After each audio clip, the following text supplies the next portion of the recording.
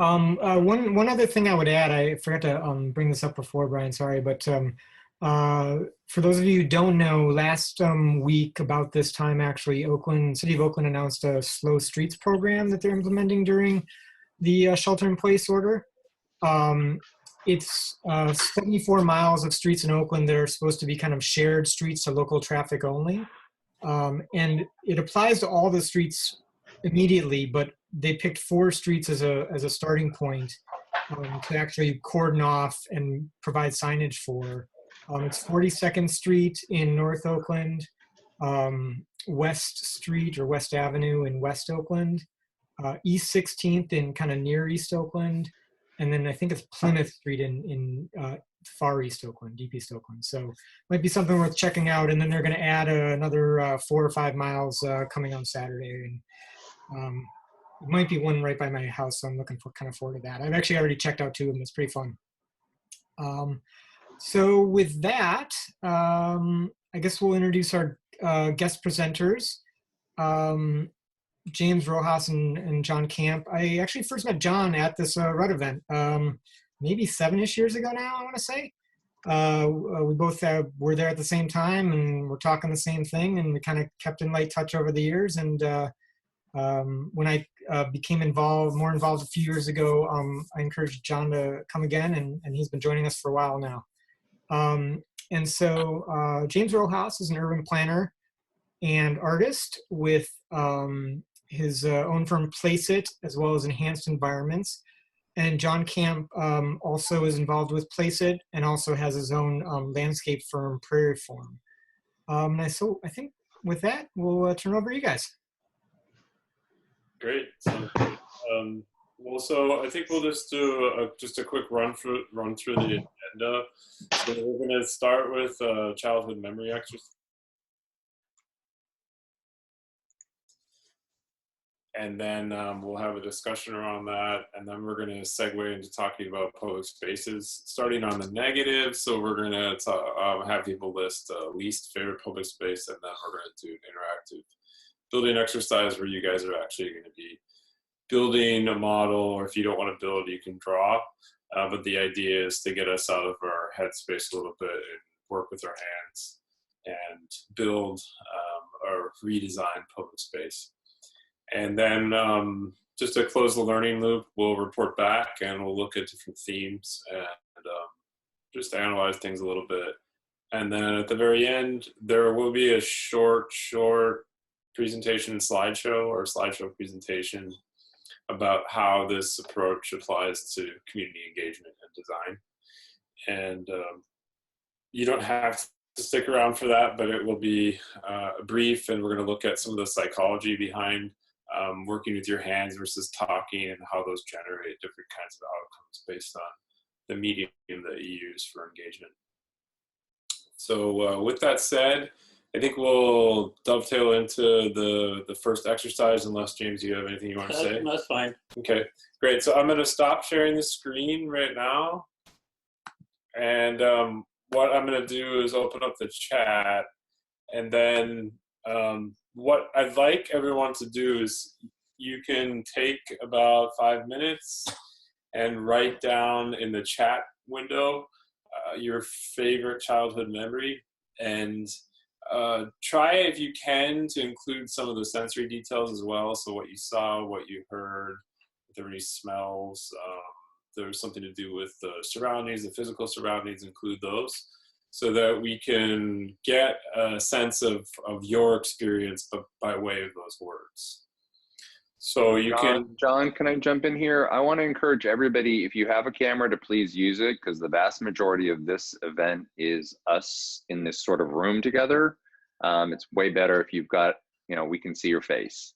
It's also a bit more friendly. So I'm going to encourage you to turn those on. Great.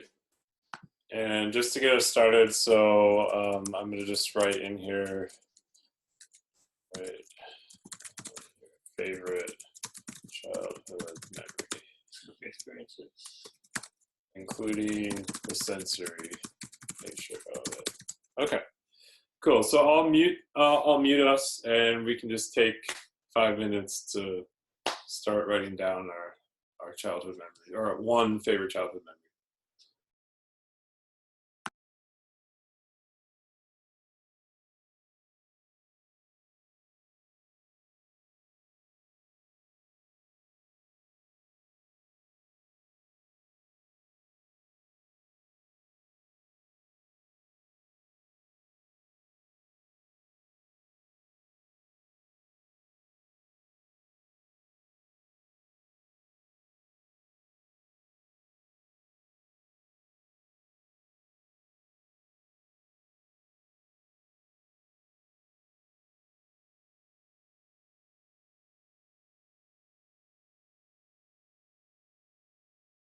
Hi, this is Maria.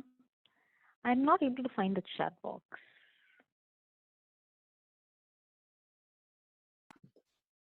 Oh, so at the bottom of your screen, next to where it says share, there should be a little bubble, like a talk bubble, and it says chat. You have to roll your cursor around. It could also be at the top of your screen. So sort of roll your cursor and it should pop up. It can be any memory you want to write about.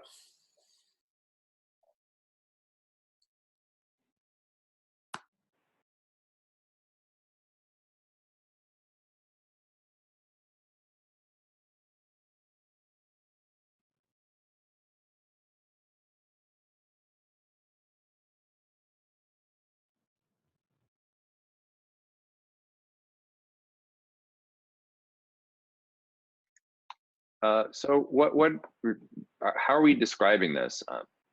Is there any particular, give me an example. An example of a childhood memory? Well, no, just sort of the format. Otherwise, you're going to get like, 500 words. Oh well, I think everyone's posting. Those are pretty good. Like walking around the Sunday market to pick up fresh veggies and fruit. Gotcha. Yeah, it doesn't have to be super long. Yeah, just a few sentences.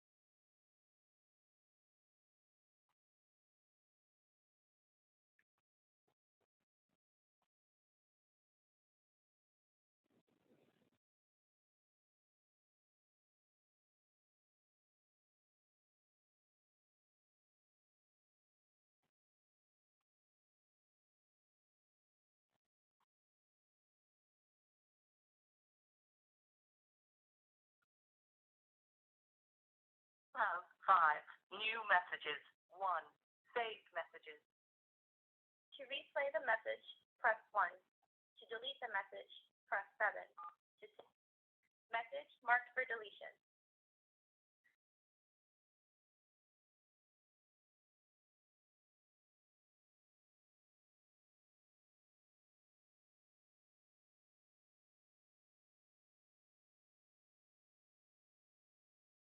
Say, for those of you coming in a little late, I just wanted to let you know that we are recording this event so we can go back and look at it later. And also, if you're able to turn on your camera, it'd be great to see your face. Thanks. Okay, thanks. So we have a lot of great memories here that people wrote down, these sensory experiences. So I want everybody to do now, they want you to read all those memories. I think there's 10 or 11, and write down some of the common themes, the locations, activities, experiences. So, nature, outdoor, just write down some of the common things that come to mind when you read these memories for the next 2 minutes.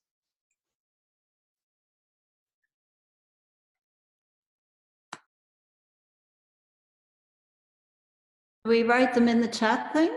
Yeah, write them in the chat, yeah. Sorry.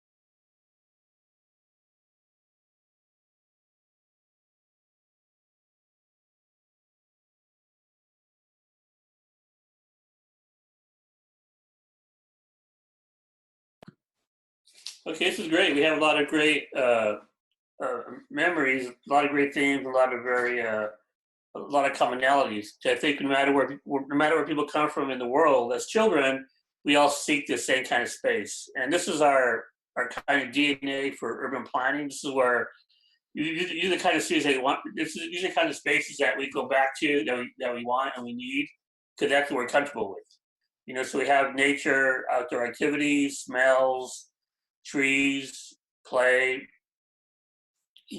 family, being independent, being creative. It's all about who we are as human beings. And this is what I tell people. This is your DNA for urban planning. This is that sweet spot you're always going to look for the rest of your life.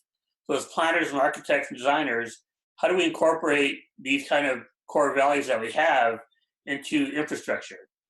Rather than saying we're going to build a project, it's better, we're doing the reverse. We're trying to get to know what people's life stories are and how does your life experience impact transportation, housing, or any type of infrastructure that we build.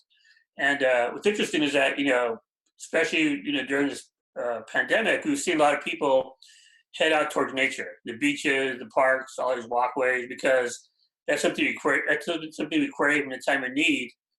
And but I think it also, this has been kind of a learning moment because people like in big cities, I realize that a lot of our streets like in Oakland or East Bay are designed for cars, not for people or nature. So then we're beginning to see the kind of flaws in the planning process. So this is a good way to think about how we start our design process based on who we are as people and what kind of emotions and what kind of sensory experiences can we offer the planning process for infrastructure. So yeah. So what we're gonna do now is from this exercise, we're going to segue into the next one, which is going to be about public space. So we've kind of gotten a sense of what some of our core values are now. And now we're going to think about public spaces that perhaps don't embody a lot of our core values. So the next exercise is going to be all of us thinking about our least favorite public space if you live in the East Bay, then it could be in East Bay, but I know there are some folks who aren't from the East Bay and the Bay Area on the call right now. So you can think about your least favorite public space in your community where you live. And then we'll do the same thing where you write that down in the chat. And if you want to elaborate a little bit, you can say what the public space is, and if you want to elaborate and give just a few details, as to why it's your least favorite public space, that's great. And then from there, we're going to do a building exercise, but we're going to start with the negative and we'll end with the positive. So let's just take a couple minutes to do that.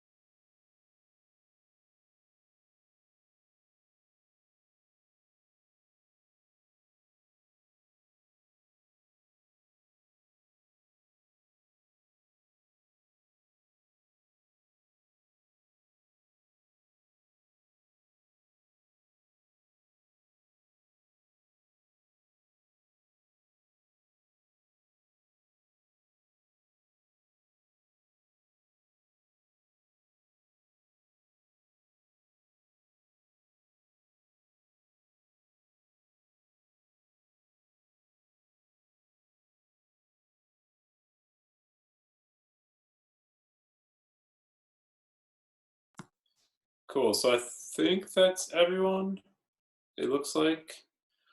So we wanted to give, before we move into the next exercise, we wanted to give anyone a chance if they wanted to, just to speak and elaborate on the public space they chose and why, and what it is about the space they don't like, just so we can hear from folks and we're not the only ones talking. Any volunteers? I'll just say that in my work, and I'm also in urban planning, people always talk about the areas under elevated freeways. Like they're just, they feel hostile in every way. There's no pedestrian lighting. People can't even figure out which bureaucracy should install the lighting. Yeah. And you know, and then yeah, who wants to walk under there? It feels unsafe, that kind of thing. And dingy and concrete. Great. Yeah. Buzzkill. Anyone else like to elaborate on theirs, what they chose?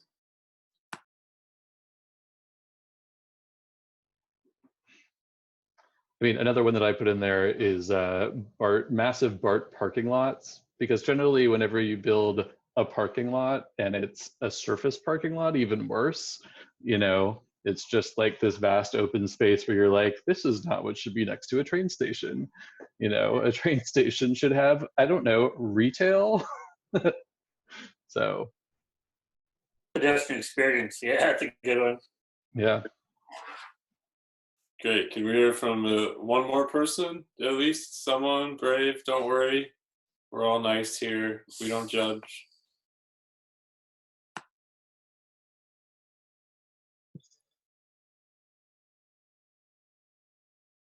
Brian. Brian, I think you're talking. Oh, sorry. How's that? Is that better? Yeah, we can hear you. Sorry. Yeah. I put the AIA East Bay's front of the office space there. I think it's partially just the buildings that are surrounding it, with the vacant parking garage across the street, the wide streets, lacking of kind of a place, feeling like a place. And then you have these white planters that are always scuffed, with these benches that are worn out, and then some, you know, meager plants that usually have trash in them. So the combination of like the spatial of the street, the size of the street, the buildings, and then just the overall design. It's not really a place. It's inviting to be a place because it has seats, but not really a place you want to hang out. Lacks any kind of detail. Like we hear all these great details on childhood memories of smelling flowers and touching things that are small and intimate. That place is just at a bigger scale. It has no like fine-grained detail to make you want to connect with these buildings or things around there. It's just asphalt and concrete. That's right. Harold? And there's yeah, that's right. And there's nothing to do there really, except sit. Right. For your body to do. Yeah, I mean, I don't think anyone on this call, or probably anyone in the city of Oakland, would on a Saturday be like, what do I want to do today? Oh, I'm going to go hang out outside the East Bay. That'd be fun. Yeah. Carol? Yeah, I wrote down the Ashby BART station on Adeline, walking along Adeline, but I was thinking about the comment about North Berkeley and then parking lots. And so if you think about the 3 BART stations near me, which are Ashby and Rockridge and North Berkeley, I guess. And I was thinking about Rockridge because it has a huge parking lot. A lot of it's under the freeway. And yet, to me, it's not so bad there.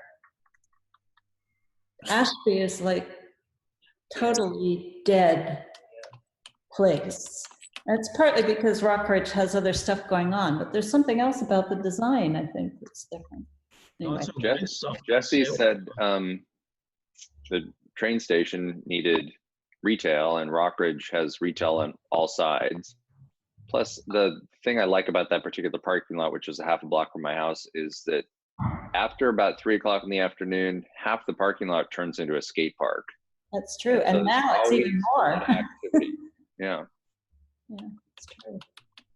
Maybe also the green elements in parking area or around parking area, which defines a boundary in most of the area in Rockridge parking space, I would say.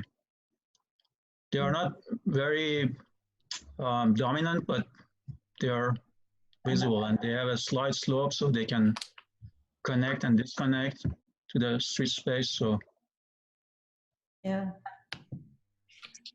Yeah, I mean, it's an interesting discussion. So it's not just the parking lot alone. It's all these other, it's the parking lot plus all these other amenities things around it.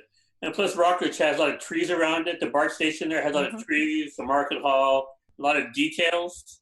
So even when I come home, it's always exciting to be at that station because you feel like you're kind of in this. It has kind of a pulse.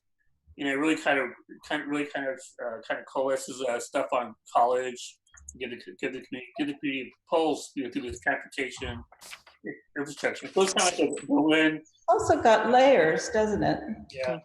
Those have layers, yeah. You have a sense of that you're in the middle of it rather than on top of it or under it. You're sort of in the middle. Which I think I mean, the best thing about that BART station is that when you exit, you're only like less than 100 feet or something to retail. Yeah. And you're on like a vibrant street. I grew up in Berkeley, and my worst recollection of that station is probably waiting for a bus for a really long time under the dark part. But other than that, it's more or less successful, especially considering that when you're waiting for the train, you're in the middle of a highway, which is not great, except that it has a view. Yeah, nice view of the hills and the skyline. Yeah. Yeah, and it is interesting too because James and I do a lot of work in LA, and we were waiting for the train, similar setup, the Gold Line in the middle of the freeway, and it was incredibly loud because of the traffic. Whereas on the BART platform at Rockridge, it's not as loud, and I don't know. We couldn't really figure out why, but it was that sensory experience, that noise, kind of tipped it over the edge to being an unpleasant experience. So physically, they were very similar spaces, but the sound just killed it. You're just like, I can't wait to get on the train because I don't want to be here. It seems like the most direct comparison of that experience is MacArthur. But MacArthur historically had really no retail near it. And now that they've built the building next to it, it's actually a totally different experience than it used to be. So. Absolutely. Yeah. Well, great. So, yeah, Antonia? Do you want to say anything, Antonia? No. Okay, so now comes the fun part. Now we get to reimagine and rethink our least favorite space that we just wrote down, and we can redesign it, based on our favorite child memories, sensory experiences, and also our new knowledge of space from this pandemic experience. So think about your favorite child memory, and think about what you're experiencing now, being in shelter in place, having very limited access to space. How would you redesign your least favorite public space in Oakland to make it work for you now? Still have you can either build it with objects that you have at hand in your home or your studio, or you could draw it. You can draw it. Ideally, build it, and you can just use an 8.5 by 11 piece of paper or cardboard or your desktop or whatever. It doesn't have to be huge, and you can use whatever objects you'd like. And if you don't mind, you can leave your camera on so everyone can see each other building. Or if you're shy, you can turn your camera off. That's fine. Yeah. If you don't like an audience while you're building, it's up to you. And we'll take about, we'll see how long it takes for everyone to do it, but we'll take 5 to 10 minutes to build. Okay. All right. Cool.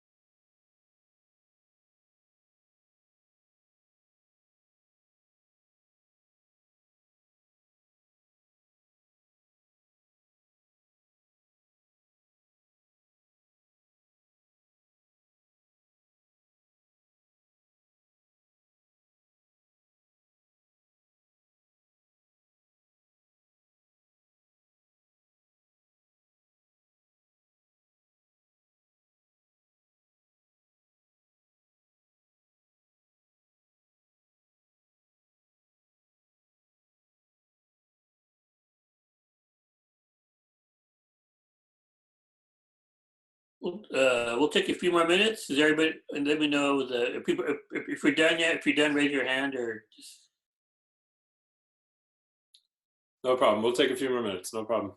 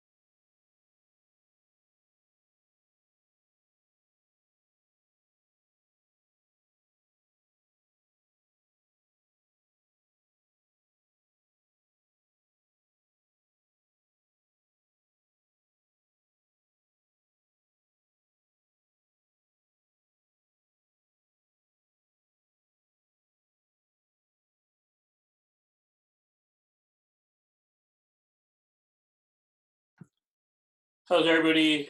Pretty well done, or Folks need more time. if you're done, just kind of give a thumbs up.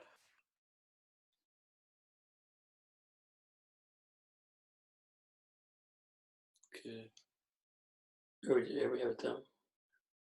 No, maybe not. I think it's 11. Okay.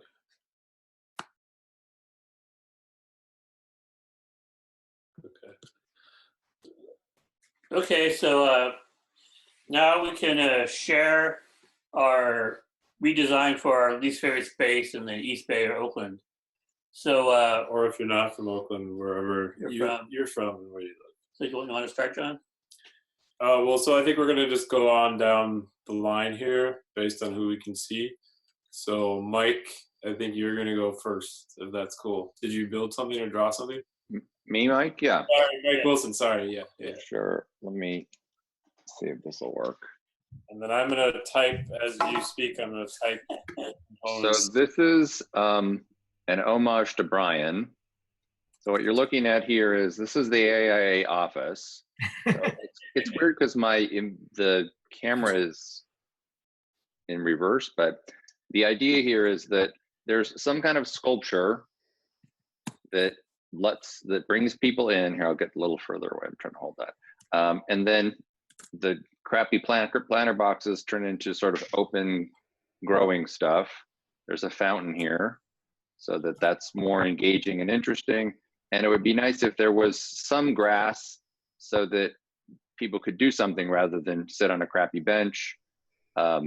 Grass is just always a nice contrast. So it's the use of a sculpture and a fountain to make that corner more interesting.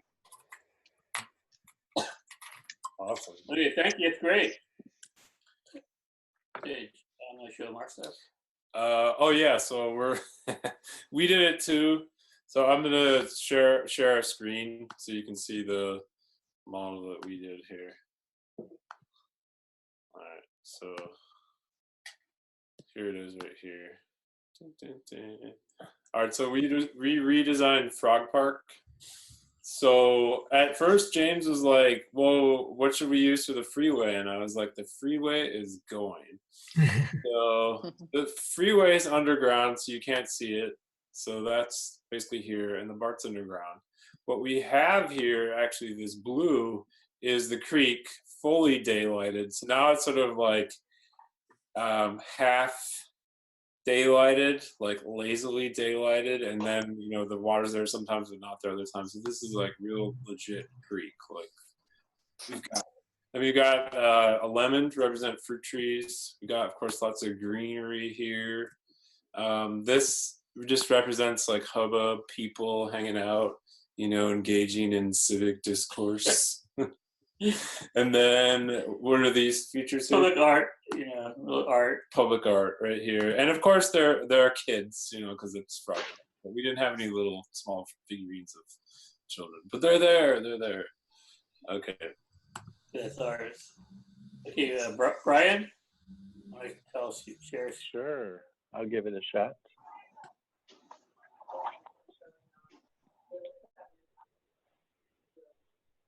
All right, so maybe this way. Oh yeah, it's upside down. Whoa. Oh no, get closer. Oh, you got the idea.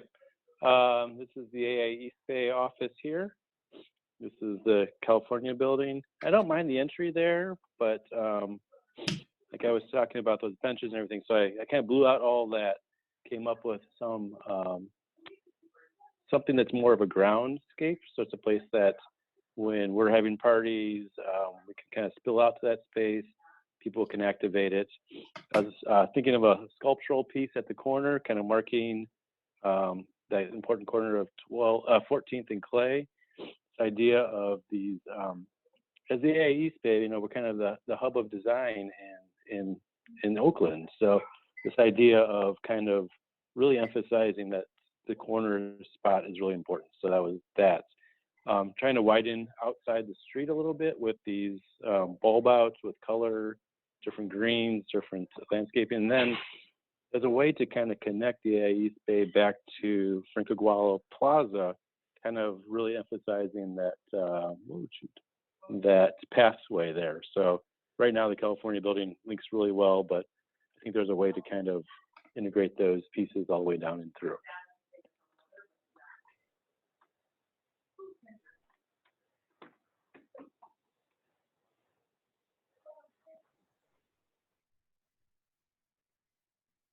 Or Jesse? I drew mine because I've kind of thought about this site a little bit too much in the past, and I don't know if it's going to work to explain it, but let's give it a shot. Okay, can you guys see this? Okay, so here's an interesting history. I'll make it brief of the North Berkeley BART station. Sacramento, which is the street it's on, is one of the only streets I can easily name in Berkeley that is no retail. It has an interesting history, like the other streets like it, of having a trolley on it. And the trolley used to go down Monterey, and then it went by what's currently the Monterey Market, and then a street that used to exist was taken out, and it went down Sacramento. And they basically built the BART station there with a massive parking lot and no link to the Monterey Market, which blows my mind, and having grown up around there. So anyway, my redesign is basically to put retail on Sacramento in some sort of contextual way. So I have these like dots on the corners because I feel like that sort of fits into North Berkeley, the way that there's sometimes retail on the corners near it. But ideally it would actually connect through and it would be a nice pedestrian experience. There's also the Greenway, which sort of runs over the BART tunnel. And it would be nice to connect it through what's currently a parking lot across the center where there's a circle here. And so I have the Greenway going across the site, and it would be nice to have a pedway going the opposite X that would connect across the retail. That would be nice to add to Sacramento. That would connect to the Monterey Market, which is here. And there's also the retail on University. So I basically think there should be housing on that site. So I have housing on the north side and the south side, and then the gardens that I was describing, that I sort of have this experience of North Berkeley, Monterey, sort of Meyer lemon trees and jasmine and so on, and or maybe the rose garden, whatever your Berkeley experience is, and that can be in these other quadrants that face the bike boulevard or the houses. So that's my redesign of the North Berkeley BART area. Thank you, Jesse. Well thought out. Thanks. Carol? Okay. I have Wow. Adeline Street here at the BART station with, because my memory was a bicycle, the level change there would allow you to have some sort of a green path that might swoop down and through the very nice affordable housing to the open space where the flea market would happen. And as you walk along Adeline, you would walk past shops but also views through, so you might even get a view right across the site, but also on to this green path that goes swooping down as a good place to ride a bike or just walk, get from top to bottom. So that's it. Thank you, Carol. That's great. Kathy? Okay, let's see. Can you see what I'm not sure. Oh no, it's falling apart. I had the luxury of not knowing Oakland, so I just sort of did any generic parking lot. And I guess that's not, because I'm not on a laptop. Let me see if I can actually tilt it so that you can see it. Maybe you should go to somebody else and I'll try to put you on my laptop because I can't. Can you see it? Yeah. Yeah. You can see it if you tilt it, yeah. Yeah, it's great, yeah. Parking lot. So it's, I'll just sort of turn it around without like breaking my computer. I was thinking that the whole thing, the entire parking lot should be turned into a sandbox, and it should be a place of personal choreography where people can use, well, there would be vegetated spaces, walls, and of course green spaces, but also a lot of different textured spaces and paths for people to sort of mingle and discover on their own, or come together in other spaces as a group or as a collective, and then domes that they could, you know, they can go under and talk and have events or something, and just turned it into a park. Basically, I turned a parking lot into a park, so that's what I did. Yeah, I really like the sandbox idea. It kind of brings us back to our childhood memories of having this place of discovery and play and interaction. Great idea for a parking lot. Thank you, Kathy, from Southern California, Santa Monica. Hey, Jay? What's that? Okay, I'm gonna try to tilt down and hopefully be able to hold my model up a little bit. But I worked on a redesign of the park I was in earlier today, Marston Campbell Park. Can you see that? No? In West Oakland. For those of you that don't know, it's right just a little west of 980 between 16th and 18th and West and Market Street. And one of the things I really disliked about the park was it kind of has these ridges all around it. So when you were inside the park, you felt kind of cut off from the neighborhood a little bit, and you felt a little like unsafe, or at least I did.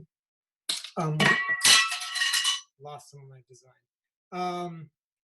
And then, so what I did was I took all those ridges that kind of surround the park and scraped them down to make them more flat, and then put a big kind of hill more in the center on the north side of the park, which is the green kind of mound that I felt like, you know, you could be used for King of the Hill, or doing a zip line from, or some sort of thing that way. And on the north side of this park, which is closest to you, there's also a school, so it would provide a playground for the park in the corner, as well as a large quadrant of the park, just kind of undefined for kids to make up their own kind of play. That's it. Thank you. That's great, Jay. Thank you. Nice. A lot of topography there. Ali?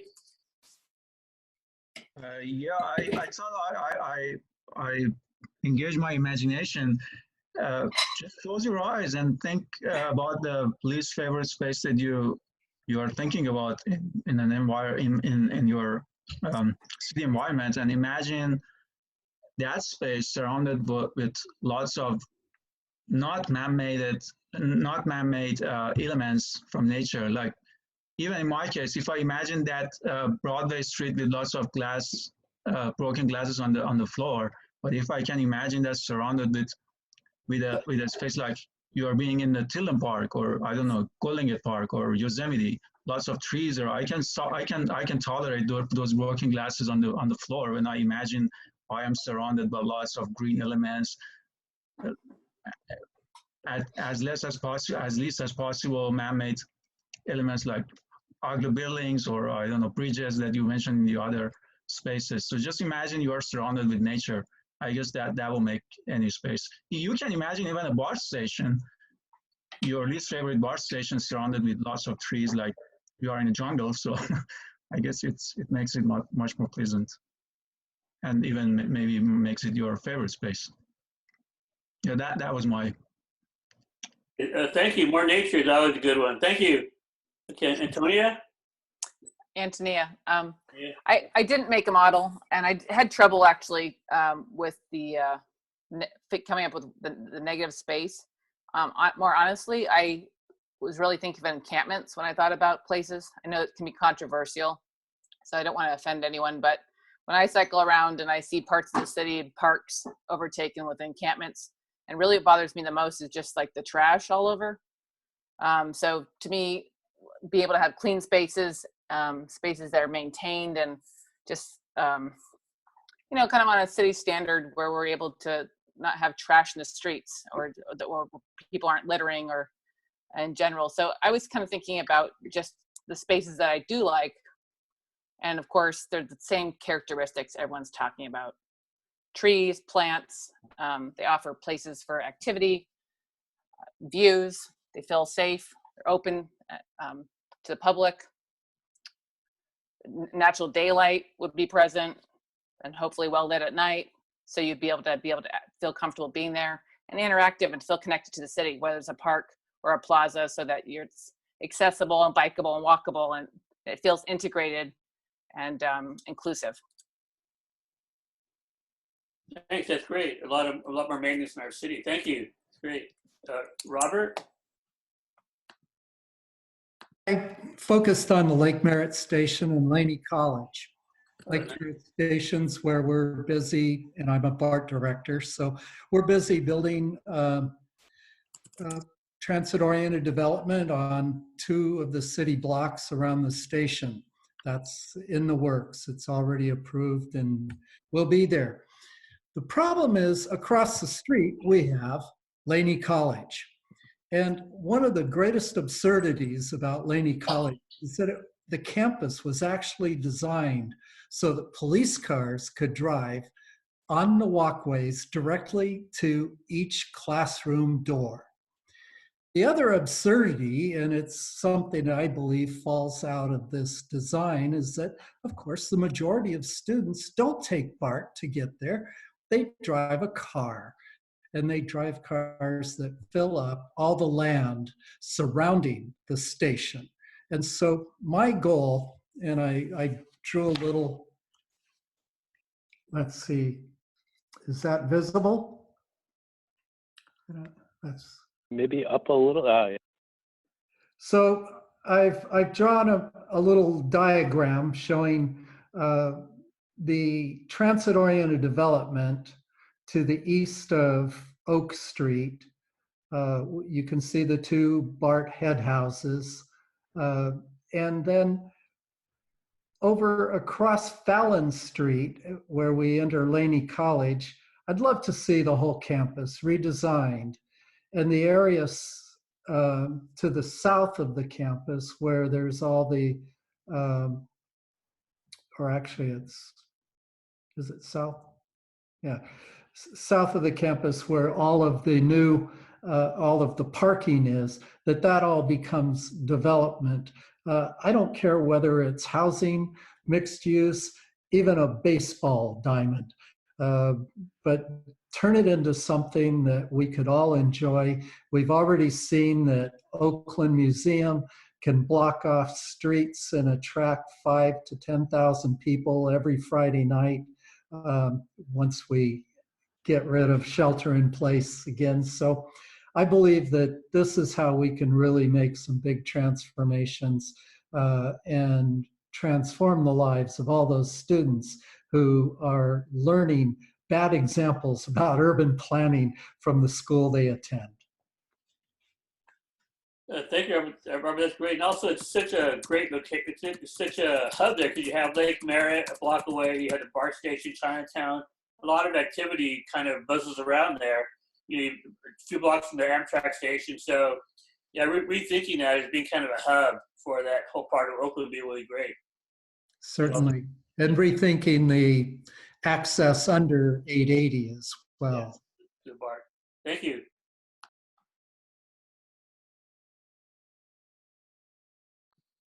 Is it Lanai? Lanai? Lanaj? Or Mai?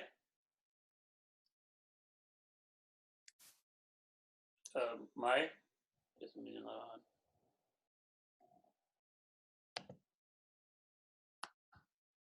Okay, well, no problem. I mean, we can just have that be the exercise. So what we want to do now, I've written down all the core components of your models or your drawings or your ideas. And similar to the first exercise, what I wanted people to do is just go through, just review the ideas and then draw out the recurring themes that you see in the ideas. And then you can write down those recurring themes in the chat dialog box there. Take 5 minutes. Yeah. 13 minutes. Yeah, 3 to 5 minutes.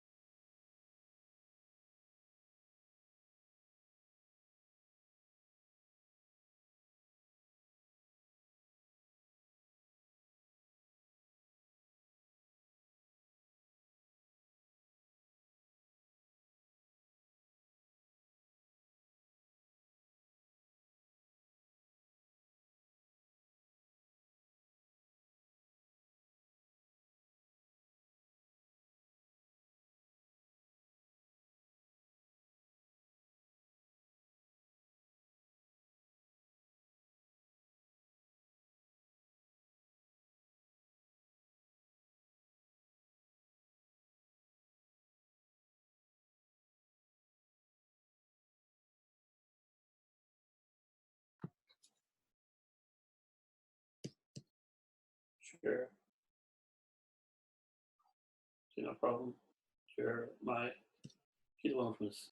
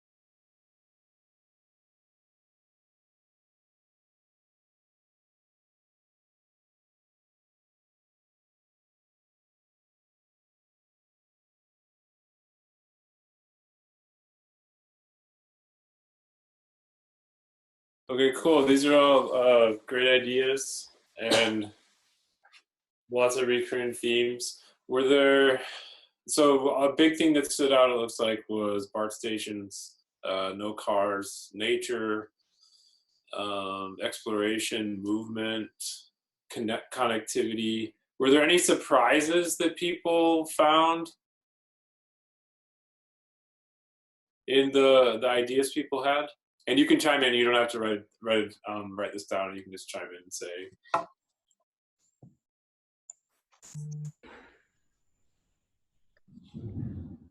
Jade? Carol? I don't know if it's a surprise, but I think it's interesting that there was, maybe it was Ali's comment about you wouldn't mind the glass on the ground if you were riding in nature, that there's a lot of emphasis in all of the proposals to landscape or greenery or even wildness of some kind. And I know that ties into the memory, but I think it's interesting because, I mean, I've lived in much denser cities. So this place is very green. It has a lot of nature in it, just by, you know, and walking around right now where I live in Berkeley, I am really enchanted by all the gardens, the gardening, and everything that's going on. So I think it's interesting that still is the thing that almost everybody wants more of, even in this place where, compared to many cities, it has a lot. Granted, what Antonia said about it being rubbished and dirty and is a problem here, but anyway, that's my thought. Well, it's also a reappreciation of it because, you know, we take it for granted where we live here, but then it's like, now we have to walk in it every day. Really, you really appreciate it where it's here. Yeah, it's true. I think it's pretty amazing. I think probably most of us own cars, and yet we're all very willing to transform parking lots, which are convenient, and spaces that maybe cars are more predominant, into spaces that are for people being active. I mean, I absolutely agree, but I don't drive as much as other people potentially. But I think it's pretty great in our small little group here that's definitely something that everyone wants. Yeah. Even though the East Bay is very reliant on cars, unlike San Francisco, which is a little less reliant. Yeah, in fact, so it's interesting because we've done so many of these workshops, not workshops online. Usually we do these in a room all together and we get to see the models in person. But across the board, age groups, geography, not just in the Bay Area, but all over California, all over the country, we see this similar theme, you know, that when people build the ideal space that they want to be in, that they want to visit, that they want to walk through, a lot of times it's a space where there just aren't cars at all. You know, cars have been taken away. And that gets me thinking, and perhaps some of you thinking, about how our infrastructure doesn't reflect our values. You know, for the longest time, I thought that our infrastructure reflected our values. And so, you know, Americans are individuals, so therefore they love their cars and then they love their freeways. But when we do these exercises, this one a case in point, but with other folks as well, people don't build the infrastructure that we have. They build something very different. And their childhood memories are steeped in and infused with nature and discovery and exploration and all these really wonderful things. And then we don't see those much in our infrastructure. Anyways. Well, I would make an observation that a lot of you guys had said it, and a couple other people, is stuff gets put underground. So I'm thinking of, like, sewage used to be above ground, And power used to be above ground, and that's one of the things I really don't like, is all the power lines. Yeah. And in your, was it Frog Park? The cars are now underground. So maybe there's a potential future where we still use and love our cars. They just don't really have to be on top. Yeah, I think that's a great point, and I had never thought about that. I mean, and I echo your your comment and sentiment about the power lines. I can see some out right here. Yeah, good night. It's like, what century are we in? We still have these like on our streets. It's crazy. But yeah, I think that's a really cool idea to think about. It doesn't have to be, this doesn't have to be a given for eternity that we have above ground freeways. Yeah. Well, I think people are also looking for a lot of comfort and intimacy in the built environment, and a piece of metal doesn't, or a power line doesn't give you that kind of sense of, comfort and intimacy that we want right now. We're all craving this intimacy, small things, cozy things, and these kind of, I think we tend to plan for big city, we plan for happy times and good times, not for the bad times. So now we realize they have all these empty spaces, empty parking lots, and all these big empty spaces that aren't working. And they're not giving us that stuff we need in these times of need. Carol, were you going to say something? Yeah, I'm going to be a little bit of a devil's advocate, because the car thing is something that interests me, because it feels to me like we don't really, or even I don't, maybe I shouldn't speak for anyone else, I don't really think about what the cars contribute to the environment when they're not moving.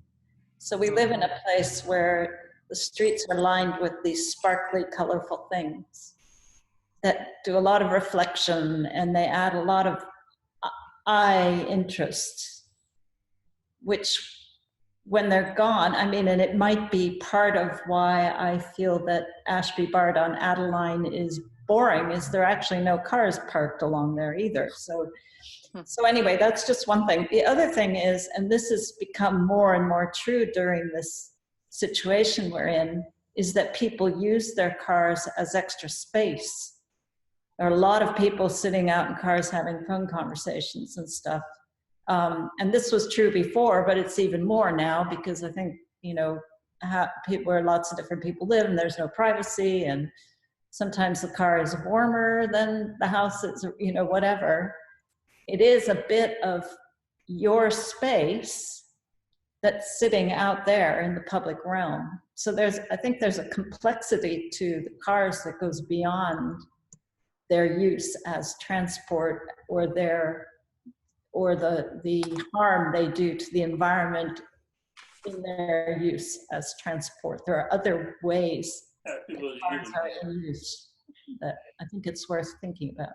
Yeah, I wouldn't mind just building on that a little bit. I'll be a little bit of a heretic here too. I think with the above ground wires, I like, as a modernist, like I kind of want to see the wires. Like, I want to be able to point out to my son, well, this is how we power things. He was asking me the other day, like, what's going on with that outlet in the wall? And I was trying to explain to him, well, it's wires, and it comes from the outside, and that's how we power things. That's how light comes on, and that's how we can plug in the razor, the TV, all that kind of stuff, right? So I guess I disagree a little bit there. And same with the cars too, because like, one thing I've noticed is, and I've been taking my son out quite a bit this last week to explore the slow streets in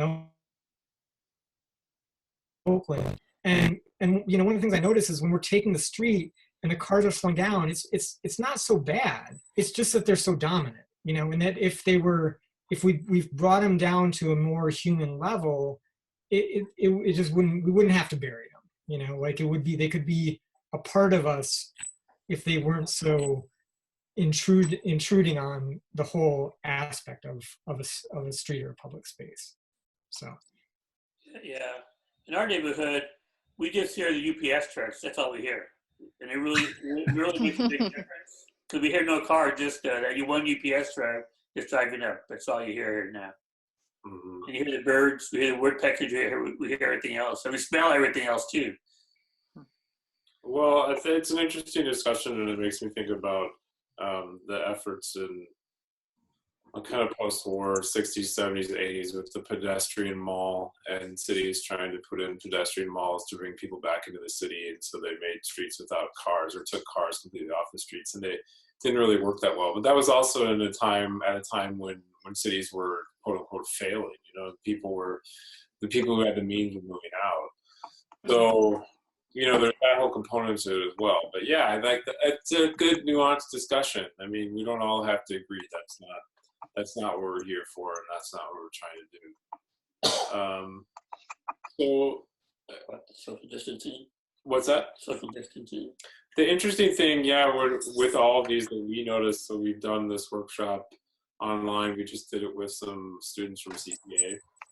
And they were really, really focused on the social distancing in their models. So whereas with you guys, you didn't put that in at all. And they were like, okay, we're going to have these elements in our park so that people can't like be close together. And so they're really seeing it as this like permanent thing. And I don't know what that says about us versus them, different generations. If you guys have ideas, I'd be interested. But that was something that we noticed because no one. I like these responses better because they were much more hopeful. Kind of like, okay, well, like we're gonna move on from this chapter, this season. It's just gonna be a season, and then we're gonna, you know, move on to something else. Yeah. So The question is, how many of us here are living in an environment or in a building like probably they do? I guess Exactly. in an apartment or dorm or in a much more denser environment. I live in a single family with my homeowner. So it was a mix actually. So a lot of them had gone back home. So China, different countries, some in China, some in Korea, some in the United States, but most of them weren't in their dorms anymore. I think only a couple. Yeah, and there might be we might get a different idea if we do this workshop in New York City right now, because that might be what they're really focused on. Is how do I get out of my 10-story building to the lobby or to the street without touching anything? You know, so yeah, there might be different. You know, we're lucky here in East Bay that we have a lot of space around us. And for us, our neighboring tenant's not there right now, so it hasn't been there all. Apartments vacant, and they can't fill it. So we're lucky. We just have one person. We're the only people on our floor. We live in a fourplex. But yeah, I think that's a really good point. For sure, it does depend on the space that you're in right now. Maybe even not right now, the space that you used to live, or at least in the last couple of months, or that will even influence how you perceive the space or the world, even.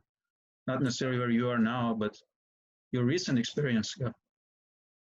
Sure, absolutely. Yeah, that's a good point. So so I think a lot of these ideas really stem from our experiences, and how do we plan cities and design buildings that really reflect our core values as human beings, and how do we start with this instead of the infrastructure. As planners, we always start with infrastructure. We're going to build a highway, we're going to build a rail station, we're going to build a high-speed rail, and then people get into this whole debate and they never talk about the human experience of these spaces. So that's always on the sidelines. So at the end of the day, a lot of stuff that we built feels half-baked. It's not like Los Angeles Unified School District built this ton of schools back in the 90s. A lot of these schools feel like prisons. They got the land use right, but they got the feeling wrong. I think it's important for us to really think about feeling now, because I think everybody's really asking that question. How come my street in the East Bay or my building doesn't feel comfortable or meaningful for me? But I think this pandemic has really kind of put a spotlight on this kind of situations that we live in. So that's why I think it's important to really start the process of planning design from a different entry point. So I had a presentation, and I'm actually just going to do a small portion of it because I did want to just touch a little bit on the psychology of what happens when we talk about things versus when we build things. And so all of the ideas that you guys had were really expansive and aspirational and interesting. But I can guarantee you that if we had just written down ideas, our ideas would have been radically or at least somewhat different from what we had built. So just very quickly, I'm just going to go through this. So give me 1 sec. I'm just going to cue it up so you can see what. So pull this up.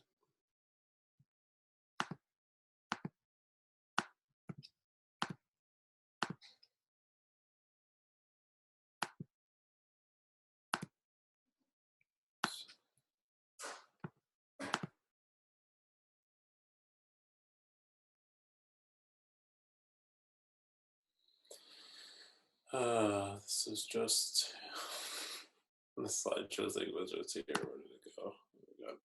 All right. Well, it doesn't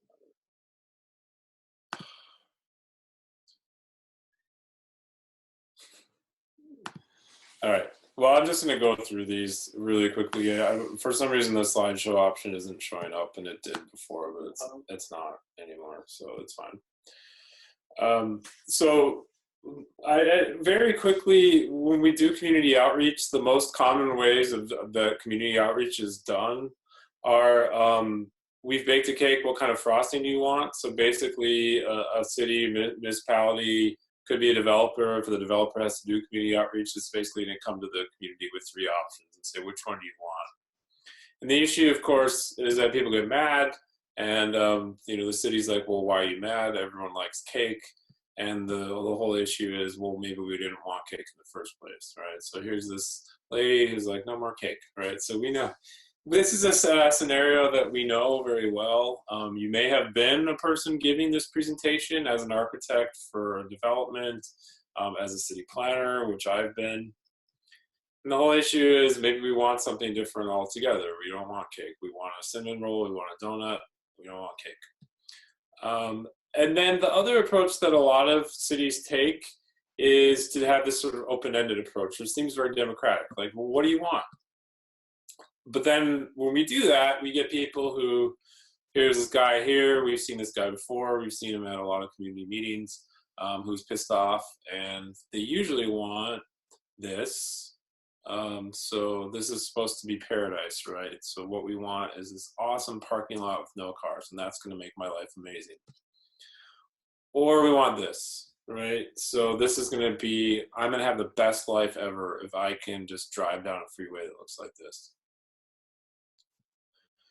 But we know, and based on the exercise that we just did, no one actually brought this up as what they actually wanted. And no one brought this up either. I mean, we had our discussion about cars, about parking, the role of cars. We had a nuanced discussion, and that was interesting. But no one was just like, well, I just redesigned it. So we had this open parking lot with no cars, and we had this awesome freeway with no traffic. And it was great. So what happens is we're not tapping into people's imaginations when we do this. That's really the issue.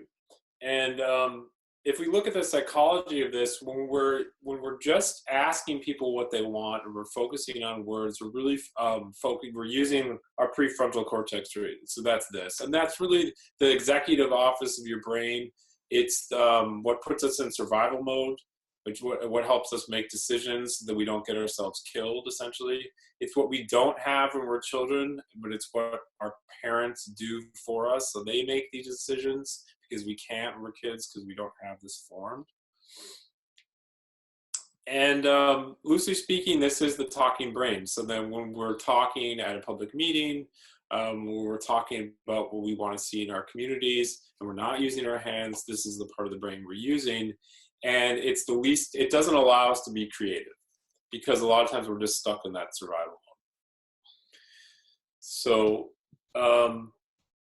survival for us in that moment could be parking. Let's say we've driven to the community meeting, we didn't find parking, or it took us a long time to find parking. So we're in survival mode, and what we think we need and what we want is parking. But what happens when we start using our hands is that we're able to transcend these basic concerns that our prefrontal cortex regulates. So suddenly we start using a completely different part of our brain, synapses are firing, and we're able to step outside of that very rigid focus on survival. And so we're able to do things like this. We're able to play, we're able to build with our hands.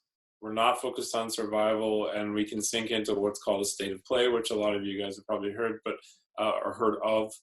So we can sink into the state of play where we're not focused on survival, we're comfortable, and we can be creative and start being expansive with our thinking and really transcend the world around us as we know it. And then we can start talking about aspirations. We can be imaginative. This is a photo of a workshop we did in Southern California.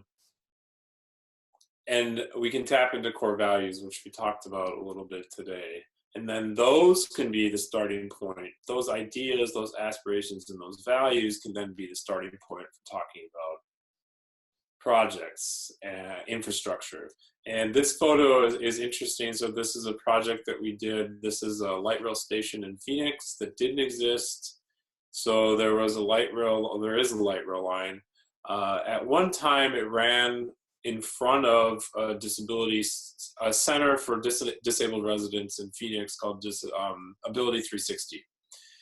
But the people who went and still go to Ability 360 at that time couldn't access it via transit because there was no station.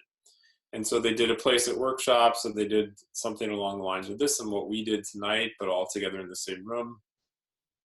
And it galvanized the disabled community in Phoenix enough so that they started pressuring politicians, elected officials, to rethink the light rail line and to put in a station across from Ability 360. And so this is actually the unveiling of that new station. So out of this process, out of something where we're using our hands, we're being creative, we're being aspirational, we can really rethink our infrastructure and come up with things like these folks did here, but also things like we came up with tonight. So let's rethink cars. Let's think about their role. Can we dampen their role, or can we put them underground in certain places? Let's step outside of this reality that we know right now.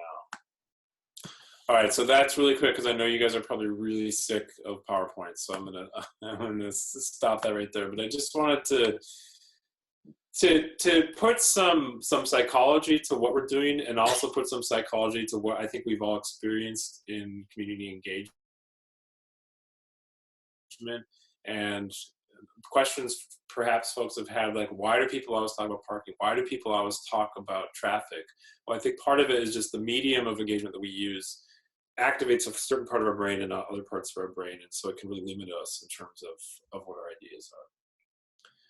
So we're just wanting to open it up to any questions that folks have, and then we'll wrap it up. So does anyone have any questions about this, whatever we've talked about, what you've experienced, the process?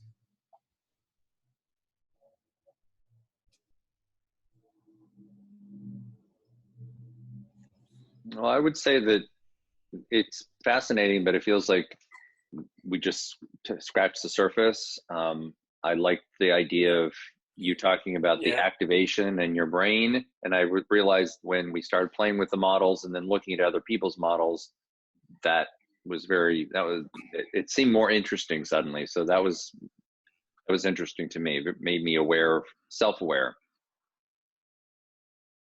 Yeah, absolutely. And I wish we had more time, and I wish we could do this all in the same room, because I think this was fun, and I think we're making the best of it, but it's more energizing when everyone's in the same room. And also a lot of work.